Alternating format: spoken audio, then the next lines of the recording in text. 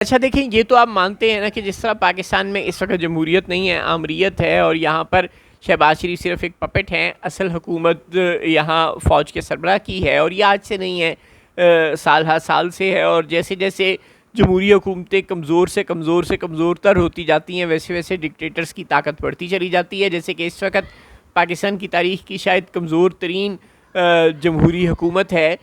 تو پھر ظاہر ہے ڈکٹیٹرشپ بھی پاکستان کی تاریخ کی مضبوط ترین ہے۔ بین ہی امریکہ میں بھی عملاً الیکشن جب نہیں ہو رہے ہوتے تو بالکل وہ فیئر ہوتے ہوں گے، لیکن جب ایک دفعہ الیکشن ہو جاتے ہیں، حکومت بن جاتی ہے، تو وہ حکومت پھر تقریباً ڈکٹیٹر والی ہوتی ہے۔ وہاں کے صدر کو بھی مکمل اختیار ہے، کوئی اس کے سامنے چو نہیں کر سکتا، اور ڈونلڈ ٹرمپ نے اپنے عہدہ صدارت میں یہ بات ثابت کی ہے۔ اگر صدر کرٹسی شو کرے اور وہ اراکین پارلیمنٹ کو اہمیت دے، اپنی کیبنٹ کو اہمیت دے، تو چلیں ٹھیک ہے، اس کی مہربانی ہے، لیکن اگر وہ اہمیت نہ دے تو آپ اس کا کر کچھ نہیں سکتے، کیونکہ ایونچولی تمام جو ایڈمنسٹریٹو پاورز ہیں وہ صدر کے پاس ہی ہیں۔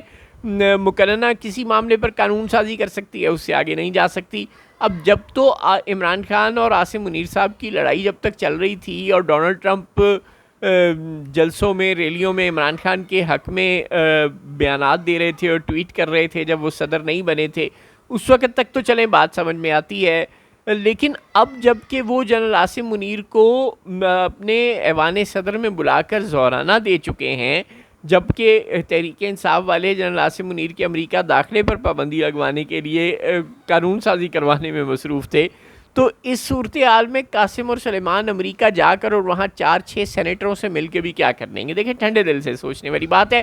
جنرل عاصم منیر براہ راست ڈونلڈ ٹرمپ سے مل کر آئے ہیں، اور ڈونلڈ ٹرمپ جو کہ ایک مطلون مزاج شخص ہیں، جو کہ کسی بھی وقت کسی کے بھی خلاف ہو جایا کرتے ہیں، اور عموماً لوگوں کی برائی کر دیا کرتے ہیں، چاہے وہ ان کی بڑی چمچا گیری ہی کر رہے ہوں۔ ہم نے دیکھا فرانس کے صدر کی اکثر وہ برائیاں کر دیتے ہیں، روس کے صدر کی اکثر برائیاں کر دیتے ہیں، حتیٰ کہ نتنیاہو کو بھی انہوں نے کہہ دیا تھا، جو کہ ان کا شاید دنیا میں قریب ترین حمایتی اور حلیف اور دوست ہے،